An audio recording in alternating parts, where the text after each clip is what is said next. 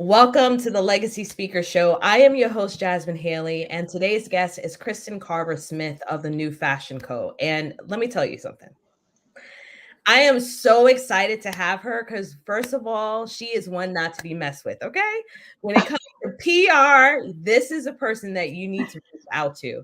Let me Mm. little bit of her street cred, okay? Her clients have appeared on ABC's Good Morning America, the Tamron Hall Show, The View, NBC's Today, CNN, CBS News, Fox News, Univision, Entrepreneur, Essence, Good Housekeeping, Latino Leaders. I mean, I can keep going, okay?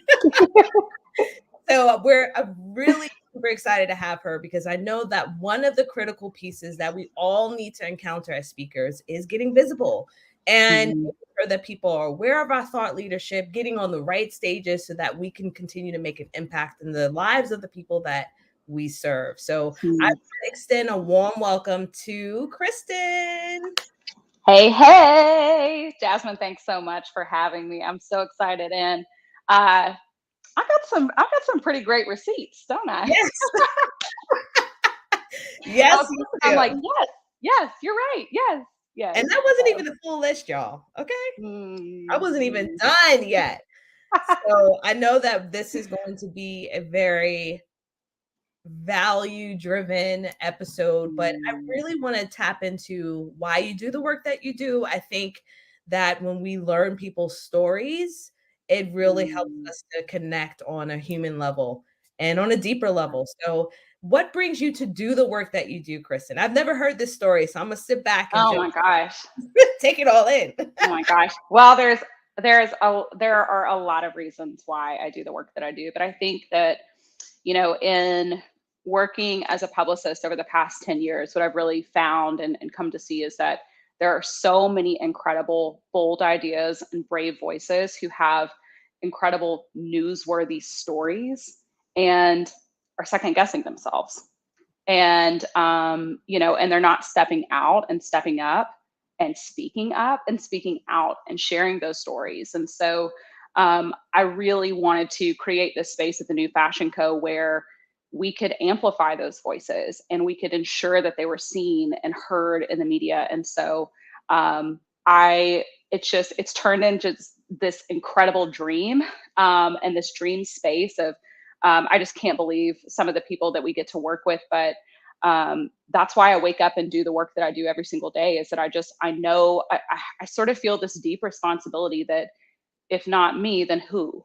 And who will ensure that that these bold ideas and brave voices are heard, and particularly individuals from marginalized communities. And that's something that gets me up every single day, is that I've always felt othered, right? Like I don't fit into some specific box. And so I kind of feel like we have this space at the New Fashion Co. where it's like, this is for the other, like this is for the people who don't feel like they've ever fit in, or and need that sort of jolt of confidence of my story does matter and it is in fact newsworthy. And so it's so fun when I get to actually see those things happen, and that glow up is so real for the people that we're working with. And Mhm. it's like they have these moments where they go, oh wow, like I think I've got something here. Yeah. And I think what really draws me into the work that you do is Mm, I really resonate with that. When I first started speaking, I wasn't used to seeing people that came from the same background as yeah. me, as far as my socioeconomic experience, my ethnic experience, Yeah. and what I have seen you do through the work that you do is phenomenal. You've taken really incredible women that Mhm. have amazing stories and Mhm. you have highlighted them in such a beautiful way. And I think Mhm.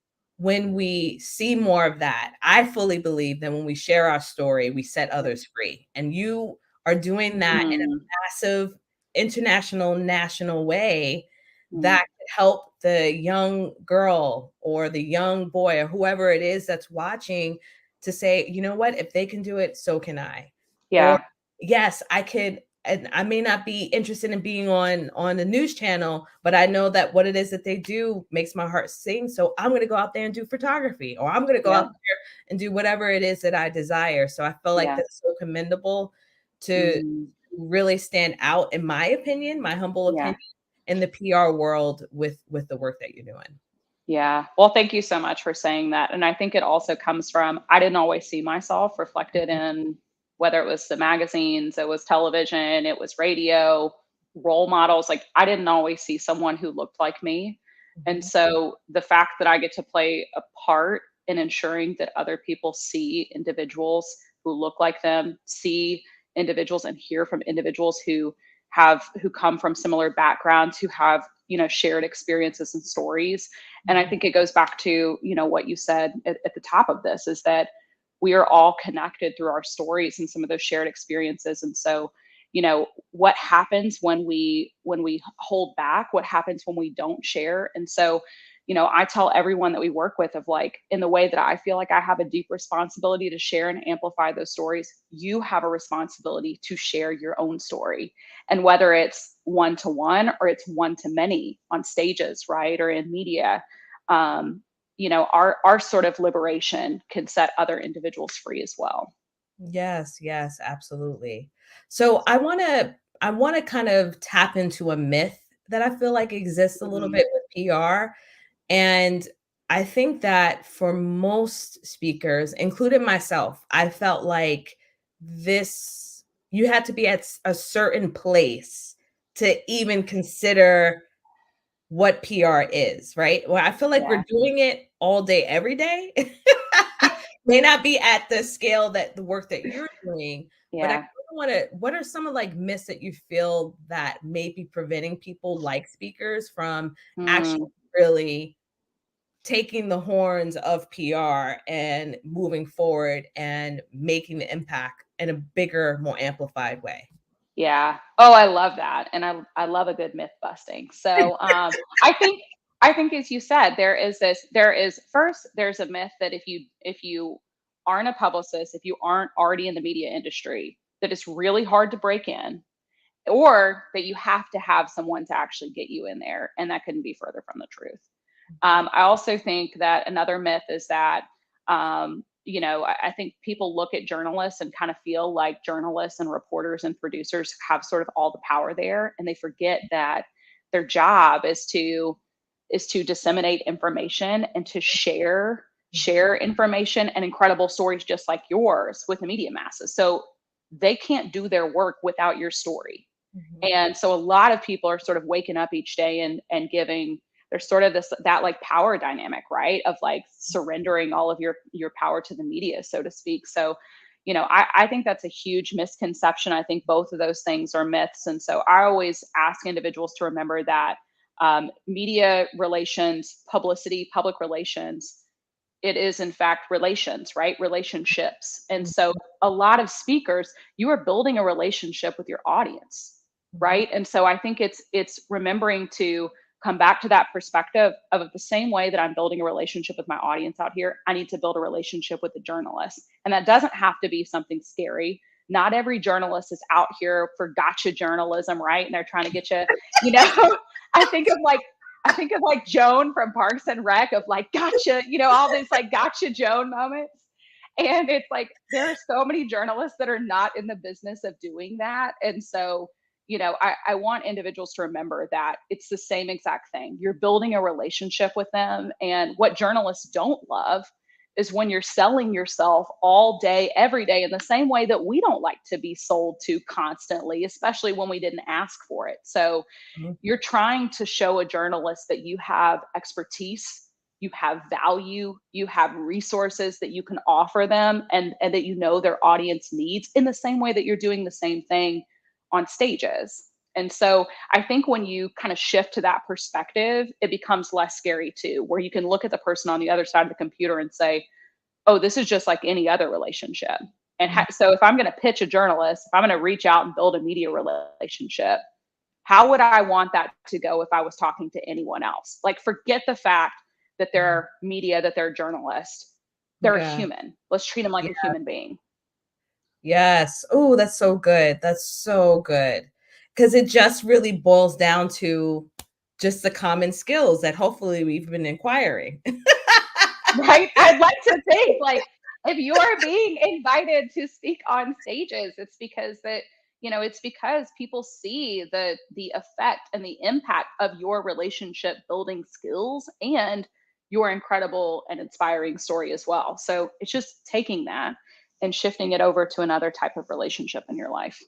So this is why I often recommend for people who are looking to be a professional speaker and really Mhm. try to curate the foundation to build something that's reoccurring income. You have to section out time of your schedule every single week for those connections, Yep. for those relationships. Whether it's relationships that get you on the stage of an actual in-person event, whether it's Yep. relationships that's going to get you on podcast episodes, Mhm. whatever it is that's going to increase your visibility requires a relationship. And I Yep. think that's what I'm hearing from you. And what I've learned also from inquiring of your services and having a strategy Yeah. call with you is just that work never truly ends. Mm-mm. No, it doesn't. And I think, that's what sets great publicists and good publicists apart from one another, is that at the end of the day, a great publicist is focused on building a great relationship. Mhm, It's not a one-time transaction.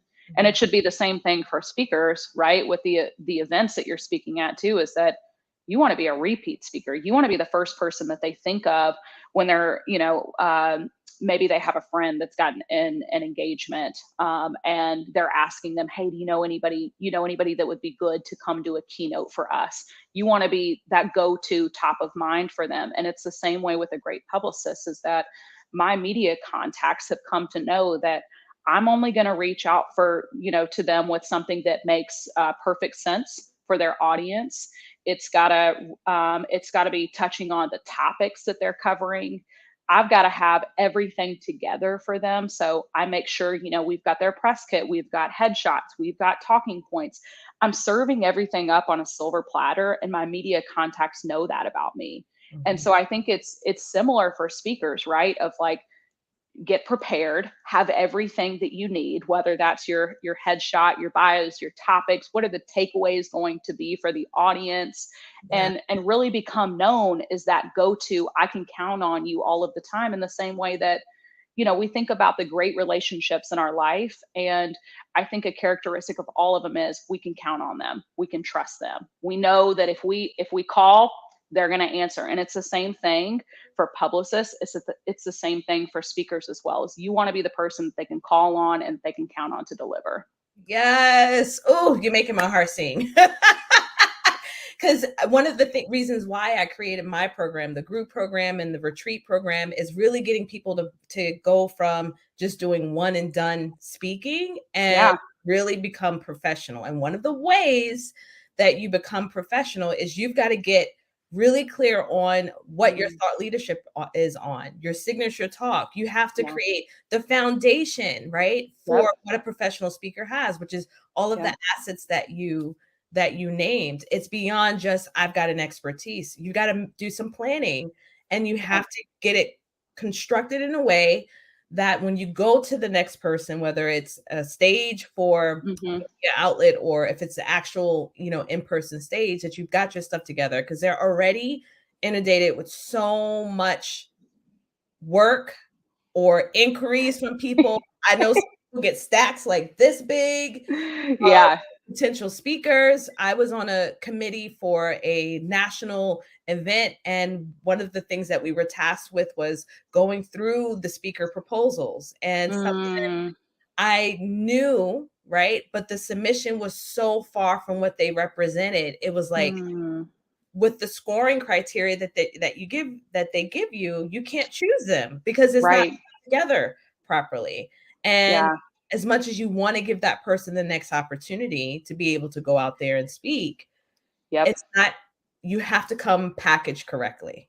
You have to Yes. come packaged correctly. Yes, and oh my gosh, I'm so glad that you said that, because the same thing happens in publicity and with media, right? Is that media inundated with requests in the same way that conference organizers and bookers are inundated with requests too. And so, all of us want our lives to be made easier, right? Like that's why, that's why sometimes I'll run to Fresh Market and get something already prepared. I don't feel like cooking tonight. I want convenience. And so it's the same Yes. thing for press. It's the same thing for speaking is, they want you to be prepared. And sometimes great stories will be passed over. Incredible submissions, great speakers will be passed over simply because the packaging isn't right. Right. And Mhm. so I think that's such an important point that foundational piece has to be in place, and it plays a significant role on both the speaking and the media front. Yes. So if someone is ready, like they know that they got their signature talk, they've got their Mhm. message, they've got some speaking gigs under their belt, they want to go Yeah. out there and get even more visible. What should they do to prepare themselves for a PR agency? Like how should they present themselves to make it easier for Mm. someone like you to be able to support them in reaching their goals? Yeah. I do love, so one of the things that I love to see is, I like for the clients that we work with to come with a little bit of speaking experience. So whether that is they've done, virtual keynotes, they've done in person, they've even done some podcast interviews. I want them to know their message inside and out before they come to us, because I have seen individuals with incredible stories, but it still feels like that diamond in the rough. And Mhm. there's still so much foundational work that has to be done before that translates to a mass media audience, right? Because when you think about media, you are not always going to have 40 minutes to be able to tell your story and hammer home your point. You get 4 if it's a Woo! broadcast interview. Woo! And right, it's like you have to figure out, how do I take the power that I'm packing into a 40-minute keynote and pack that into 4 minutes and leave people wanting more. Yes. And so I need you to know your message inside and out. I'm going to help you figure out how to whittle that down, but I want you to feel very, very confident that you know exactly what your message is and who it's for, also who it's not for. Because I can't tell you how many times I've gotten on the phone with clients and or potential clients, and I've asked them, what do you not want to be on? Right? What's your audience not paying attention to? And they're like, oh boy, I've never thought about that. And so what can happen is, if you have a publicity strategy that is aimed at those outlets that your audience is not consuming, we're not going to be able to move the needle at all. Right? So I want you to know very clearly who you're for and who you're not for. Um, Ideally, I'd love to have seen you built some media relationships. And I'm not saying that you have to be best friends with the person at Good Morning America, right? Like, that is the work that I do in trying to get you into and on those places. But I'd like to see you have taken a little initiative to, maybe it's reaching out to your local news. Maybe it's your local television station. Maybe it's your local paper. You've got just a couple of media relationships, and that could be with a podcast host too. Mhm. So those are some of the things that I like to see. I'm also looking for, what are you saying that no one else is saying? And it can be, maybe it's something in a saturated environment, but what's your take on it that you feel like nobody else is talking about? Because at the end of the day, media is looking for that same thing. They're coming at it from the same lens that I am, which is, what are you saying that's new? What are you saying that's different?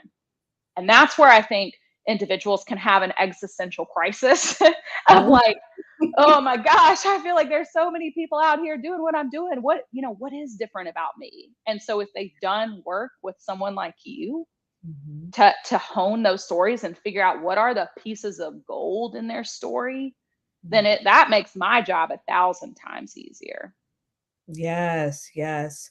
And one of the things that I've done with my clients, and just even for me, my personal journey as a speaker, I had to get deeply rooted in who I Mm. was. Yes. I had to have to fully understand what made me tick, Yeah. why I made certain type of decisions, what were my values, what was my mission, because Mm. there's so many tests that come just with entrepreneurship. But when Yep. you stand on stage or when you're speaking on a media outlet or anything of that nature, you will be tested. It's going to happen. I've had hecklers Mm. through wazoo, okay? Acting all types of foolery, okay? With me speaking, right? But Yep. those moments could have been earth-shattering for me if I Mm, could not if I did not take the time of having clarity about who I was and why I was doing the work that I was doing. And I yeah. think that's a fundamental piece that's missing, and I love the fact that you bring that up because many Mm, people get so excited about, "Oh, I can get $15,000 for this one speaking gig." And all of that is possible. You can close yeah. five-figure, six-figure contracts and beyond Right. with your intellectual property and the work that you're doing. Yeah. But really, that work doesn't truly happen until you know who you are, why you do the work that you do, and who Mm. is it that you're specifically serving with your message. Yeah, and I mean it's the same exact thing for media. So I always say that media will flow to you when you know who you are and you're showing up all the way you. And Mm. it will not Ooh. happen. It will not happen if you are not doing those things. And I can't tell you how many times I've seen it happen for clients where I know they're holding back. And again, that's so much of the work that we're doing is saying like we are a firm who's never going to tell you you can't go there. Don't go there. Mhm, Don't say that thing. Don't wear that top. Don't fix your hair like that. You, mhm. you need more makeup on. Lose 10 pounds. We're never going to be that. And there's so much harm and damage that's come from that. But I think that there is, when you do decide to level up your media exposure, naturally you are going to experience some self-doubt, just as you said with speaking, right? It's like you're going to experience those times where you're like, do I even know what I'm doing? Like who, or you're like, who do I think I am right now? And you're gonna have a bad media interview. Just Mhm. like you're gonna have a keynote that wasn't delivered perfectly. You're Yep. gonna be on a panel and you didn't say the thing that you wanted to say, or maybe you said something and you were like, that did not come out how I thought it was going to. I did not like that I just said that right now. What was I thinking? And the same thing is going to happen in media interviews, but going back to your message, which is those things they are not career ending or Mhm. speaking ending or media ending if you know who you are deep down and you're deeply rooted in that. Yes, and this is why I speak about so often about being legacy driven. You have to have Mm, a legacy driven mindset. You have yeah. to get to a place where you don't base your current circumstances on what your future can hold for you. And Yes. I think that's what I'm hearing as you're speaking, and I think that's what we're driving home in our conversation today. But most importantly, the level up is going to happen. Yep. We got to make sure that we do the foundational work in order to reach that next level. Yeah, absolutely. And I would say too, in the same way that you're asking individuals to set aside that time to connect with folks, Mhm. that set that time aside and challenge yourself to reach out to one or two different media outlets or contacts. And I mean, again, you don't have to. I might be talking to 100 different people, each week. You don't have to talk to 100 people, but I'd like for you to, maybe it's you're following someone on social media that writes a lot of articles for a particular outlet that you love. And it's pretty easy to find their email addresses. A lot of time they're actually in their Twitter handle. And so I would encourage individuals when you're taking that time and setting it aside to connect, reach out to that journalist, just simply introduce yourself. You don't even have to offer up in the first email, will you interview me? These are all the things that I can talk about. Just introduce yourself, who you are, what you do, and let them know that you really appreciate their work. You really appreciate the content that they create. And if they're ever looking for a particular expert who can speak about XYZ, you're here if they need you. And isn't that the way that all relationships should work, right? Of not reaching out and immediately saying, do something for me.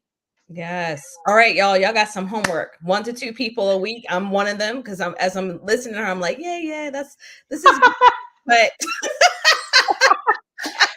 Y'all, I'm gonna message Jasmine now on Fridays and be like, did you do your homework? Did you do it? I will report back. The introvert in me is going, danger, danger. But yeah, all right, that sounds good. No, and I'm so excited to. I'm so excited to work with you soon. I don't know if everybody knows, but I have hired Jasmine to help me with my own speaking, because here's another lesson for everyone. Even the experts need experts. Yeah. And so even though I might spend all day talking and communicating, but I cannot do for myself what I do for other people. And so I'm so, so excited, Jasmine, to work with you. Yes, me too. We're going to pull out that story. We're going to make a bomb keynote and other courses to be able to support the work that you're doing. I absolutely love everything that you represent. So please let others know where they can find you. Yes, so you can find us at thenewfashion.co. And I'm super excited to connect with everybody there. Awesome. Well, thank you for being on the show, Kristen. Yes, of course. All right. All right, y'all. That is the end of our show. Thank you for joining the Legacy Speaker Show. That was such a phenomenal conversation. Already, I can feel the heat rising off of me for the homework that I have to do. But if I've got to do it, I know that each of you have to do the same. We'll keep ourselves accountable. All right. Until then, we will see you at our next episode. And of course, if you're ready to take the horns, right, or the wheels or the driving steering wheel of your speaking career and get to the next level with your professional speaking, please reach out. We'll love to help you exceed all of the goals that you set forth for yourself. All right. Take care.